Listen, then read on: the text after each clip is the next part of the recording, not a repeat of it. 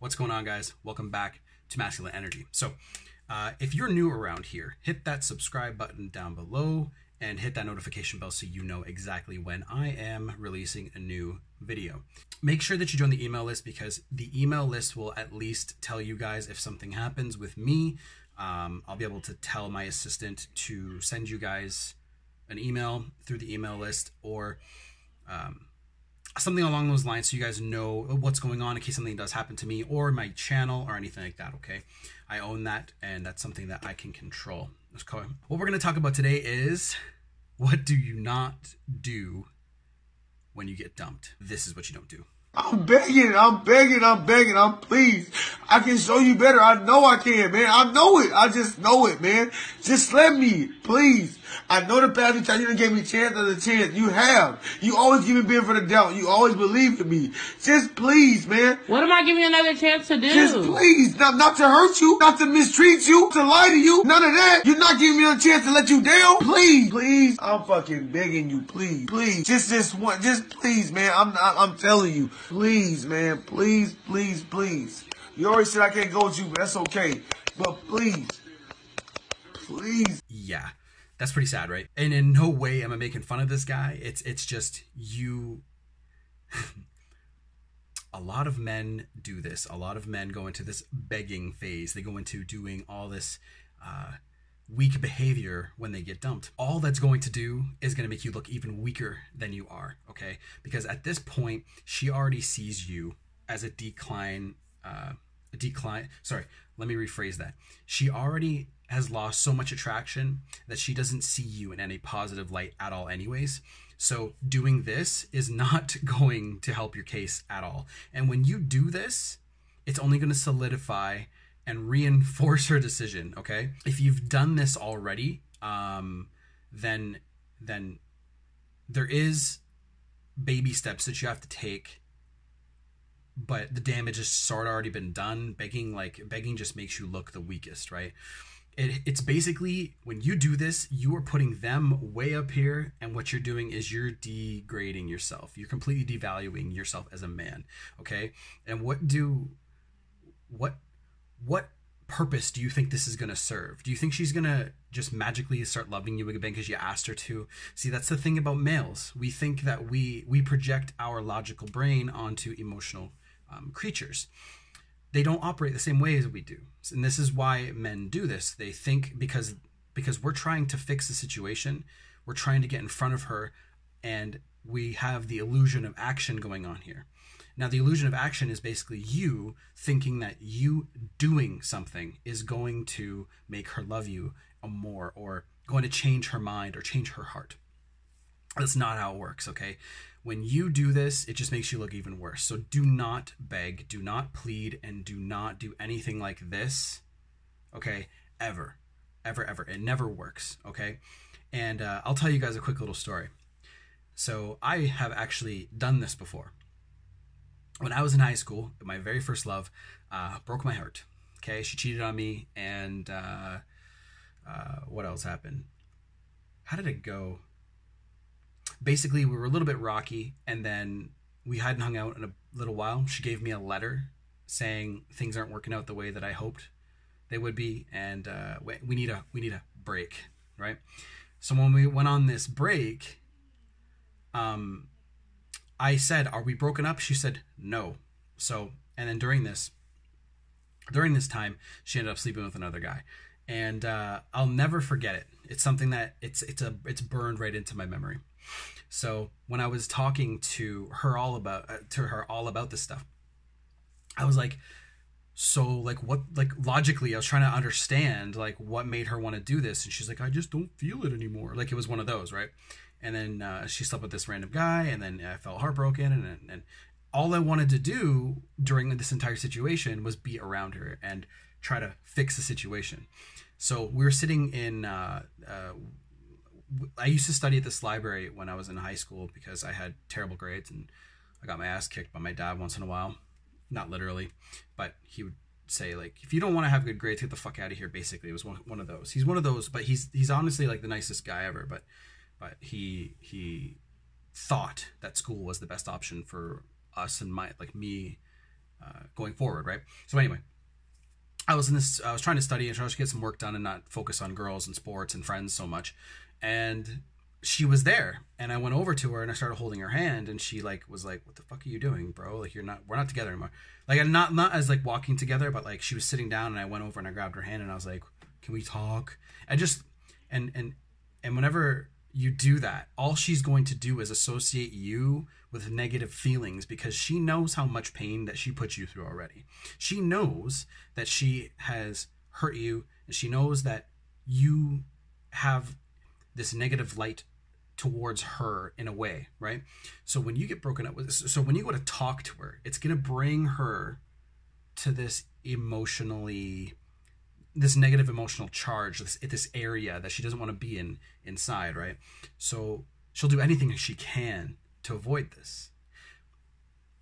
When you bring her back to this place and you keep bringing her back and you keep bringing her back, she's going to resent you and she's going to hate you for it, and she's not even going to want to see your face. She already knows, she doesn't want to see you at all because she broke up with you, but now you are invading her space by constantly being around her and constantly showing up where she is and where she hangs out.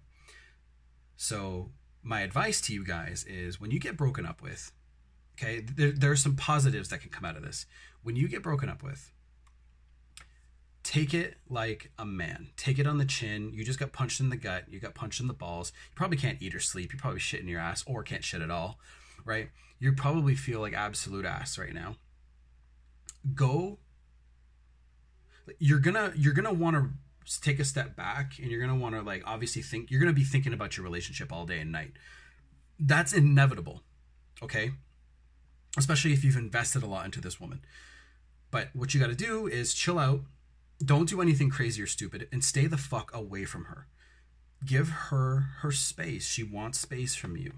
And then when she hasn't seen you in a while, those negative emotions and negative feelings that she has towards you are going to start fading, okay?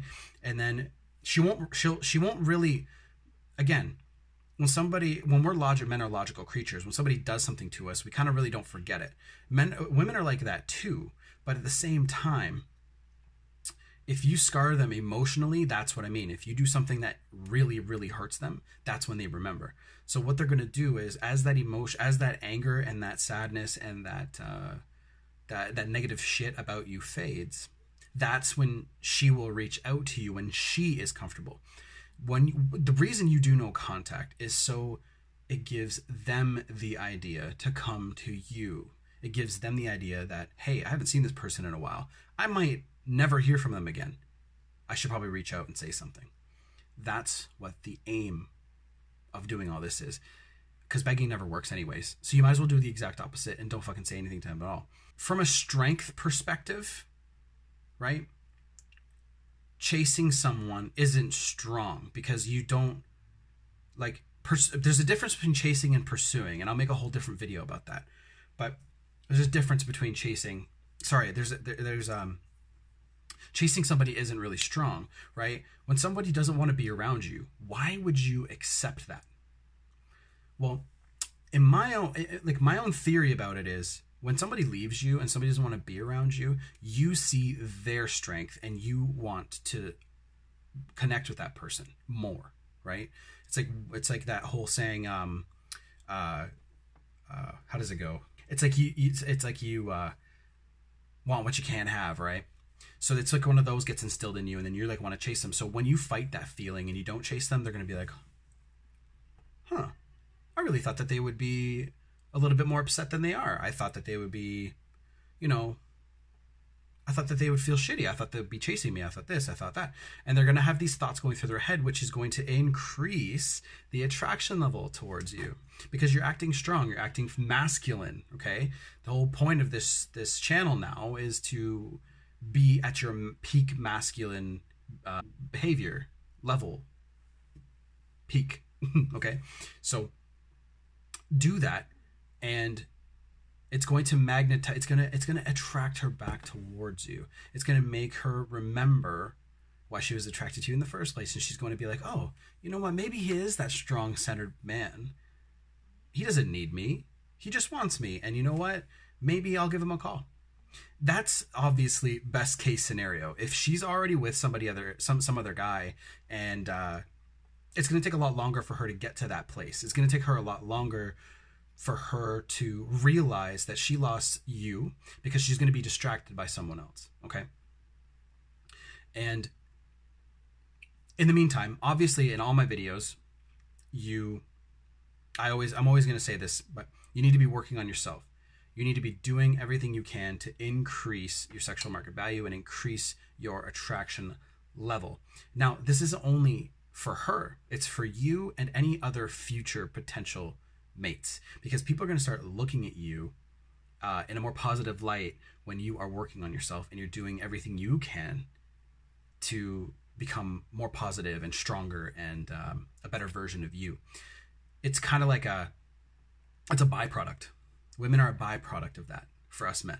When us men are doing everything we can and you're focused on your purpose and your passions and your mission, females will put themselves into your orbit. Like when your body's on point and your finances are on point and your social circle's big, these are all the things behind sexual market value. When those are high, people will start, even men, other men will be attracted to you. Friends, people will want to hang out with you more because men will want to be like you, right? Men will want to be around a guy who's a leader. Men will want to be around a guy who is strong, even if he's not even physically strong. You might just be a strong man that other men want to be like, right? Like that's exactly what you want. And again, just try it and see what happens, because eventually you're gonna start seeing the positive effects of working on you eventually. Okay. And when you work on yourself every day, it's progress, right? But when you do it's kind of like you're putting a little bit of money in like a machine, and when you pull the lever of that machine, okay, you don't know when that is going to give you an ROI, return on investment. You just keep putting money away. That's kind of like the best analogy I can put it. I heard that from another entrepreneur, by the way. That's not actually something I just came up with. But basically, the idea is you don't know when you're going to get your prize back. You just keep putting money in. That's your investment into yourself. And then a woman might be your prize, or your financial goals might be your prize, depending on what you're looking for, right? So when you keep putting money in this machine, aka you, that prize is around the corner. You just don't know when, because maybe you are so low that you need to be building for a year or two before you get anything back out of it, okay? And that's it, really. And when you get broken up with, the person is literally willing to walk away from you and they're risking never hearing from you again. So keep that in your mind, okay, before you start chasing these people. But invest in yourself. Cheesy as fuck, I know, sounds cliche, but it's absolutely true, because this is what I have done. I'm putting myself out there, and I've seen definite gains from doing this. This is just my time that I almost said wasting. This is my time that I'm using to help someone, to help other people, because there's gonna be people that want to hear this stuff. So because these videos are going to be up forever, hopefully none of them get taken down or banned or anything like that, because I won't say anything too bad in them, but absolutely this stuff is an investment, and I'll work on another channel again someday, right? It'll just be one of those things where you just keep on pushing and pushing and pushing, and then like you never know what's going to happen. You could actually end up like meeting somebody that changes your life, a coach. You know, I have my own mentors, I have my own coaches. You guys seek my coaching. I have coaches and mentors too, right? And they are telling me exactly what I should be doing. So but again, that's it for this video, guys. I'm right at the end of this one. Again, if you're new around here, hit that subscribe button and the notification bell. Join my email list. It's down below. I think the bit.ly link is called Email Power down below. So just highlight that, put it in your browser, and this little list will come up, and you can join it there, okay? And I'll catch you guys in the next one, and thank you guys for watching. Take it easy. I'll see you in the next one. Done.